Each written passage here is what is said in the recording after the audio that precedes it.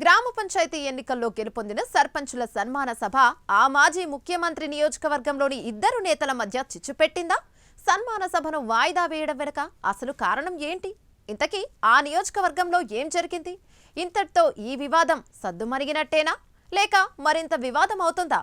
అసలు ఆ మాజీ సీఎం నియోజకవర్గం ఏది? ఆ నియోజకవర్గంలో ఏం జరుగుతోంది? ఇందుకు సంబంధించిన మరిన్ని వివరాలు ఈ స్టోరీలో చూద్దాం.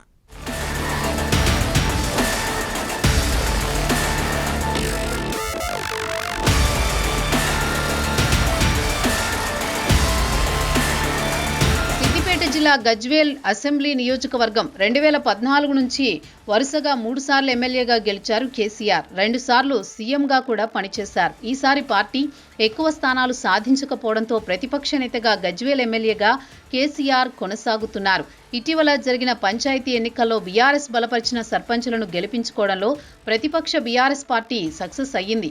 మాజీ మంత్రి హరీష్ రావు, గజ్వేల్ నియోజకవర్గ నేతలైన ఎమ్మెల్సీ యాదవరెడ్డి, నియోజకవర్గ ఇన్ఛార్జి వంటేరు ప్రతాప్ రెడ్డిలతో సమన్వయం చేసుకుంటూ ముందుకు సాగారు. నేతలకు ఎప్పటికప్పుడు సలహాలు ఇచ్చి బీఆర్ఎస్ బలపరిచిన అభ్యర్థులను గెలిపించడంలో కీలక పాత్ర పోషించారు. అటు అధికార పార్టీ కాంగ్రెస్ కూడా ఈసారి గజ్వేల్లో గట్టి పోటీనే ఇచ్చింది.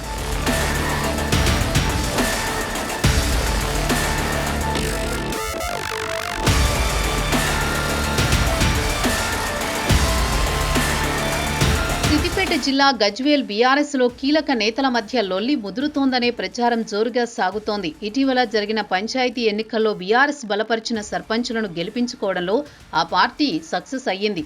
కొత్తగా గెలిచిన సర్పంచులకు సన్మాన కార్యక్రమం గజ్వేల్ నియోజకవర్గంలో ఏర్పాటు చేయాలని పార్టీ ప్లాన్ వేసింది.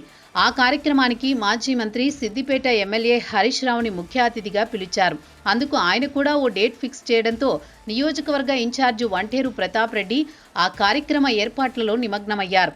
సన్మాన సభ టైం దగ్గరకొచ్చింది. మాజీ మంత్రి హరీష్ రావుకు మరోసారి కార్యక్రమం గురించి వంటేరు గుర్తు చేశారు. కానీ నియోజకవర్గంలో మరో నేత ఎమ్మెల్సీ యాదవరెడ్డికి సన్మాన సభ విషయం చెప్పకపోవడం, తీరా సమయానికి ఆయనకి విషయం తెలియడంతో యాదవరెడ్డి అలిగినట్టు ప్రచారం నడుస్తోంది.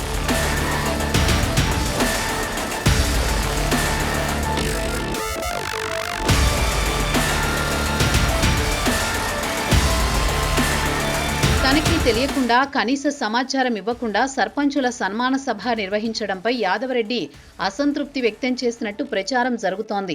ఈ విషయం మాజీ మంత్రి హరీష్ రావుకు తెలియడంతో ఆయన కార్యక్రమాన్ని వాయిదా వేయాలని వంటేరుని ఆదేశించడంతో అప్పటికప్పుడు కార్యక్రమం వాయిదా పడిందట. ఈ ఘటనతో సర్పంచుల నిరాశకు గురికాగా గజ్వేల్ బీఆర్ఎస్ పార్టీలోని వర్గ విభేదాలు మాత్రం బయటపడ్డాయన్న చర్చ జరుగుతోంది.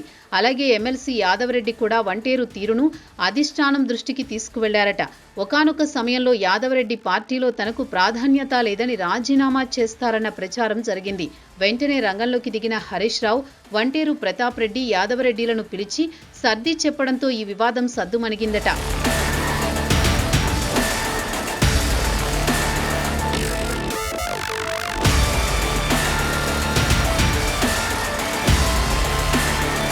ఇక ఈ అంశంతో పాటు సర్పంచ్ అభ్యర్థులకు ఫండ్ పంపిణీ చేయడంలోనూ ఇద్దరి మధ్య గొడవ అయినట్టు సమాచారం. పార్టీ ఫండ్ ఇస్తే వంటేరు తన అనుచరులకే ఇచ్చారని, యాదవరెడ్డి తన అనుచరులకు ఇవ్వలేదని వాపోయారట.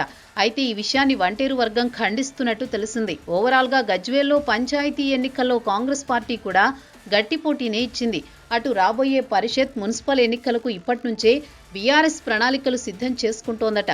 కాంగ్రెస్ పార్టీ ఎక్కువ స్థానాలు గెలవకూడదనే పట్టుదలతో ఉన్నారట బీఆర్ఎస్ నేతలు. అలా జరిగితే జనంలోకి వెళ్లే వేరే సంకేతాలు వెళతాయని బీఆర్ఎస్ క్యాడర్ టెన్షన్లో ఉందట. ఇలాంటి సమయంలోనే ఇద్దరు నేతలు మాత్రం ఇలా విడిపోయి వాదులాటకు దిగడమేంటని బీఆర్ఎస్ కార్యకర్తలు ఆవేదన వ్యక్తం చేస్తున్నారట. ప్రస్తుతానికైతే ఈ వివాదానికి ఫుల్ స్టాప్ పడ్డా ముందు ఏం జరుగుతుందో అన్న ఆందోళన పార్టీ నాయకుల్లో ఉన్నట్టు టాక్ వినిపిస్తోంది. మరి ఇక్కడితో ఇద్దరు నేతల మధ్య వివాదానికి ఫుల్ స్టాప్ పడుతుందో లేదో వేచి చూడాలి.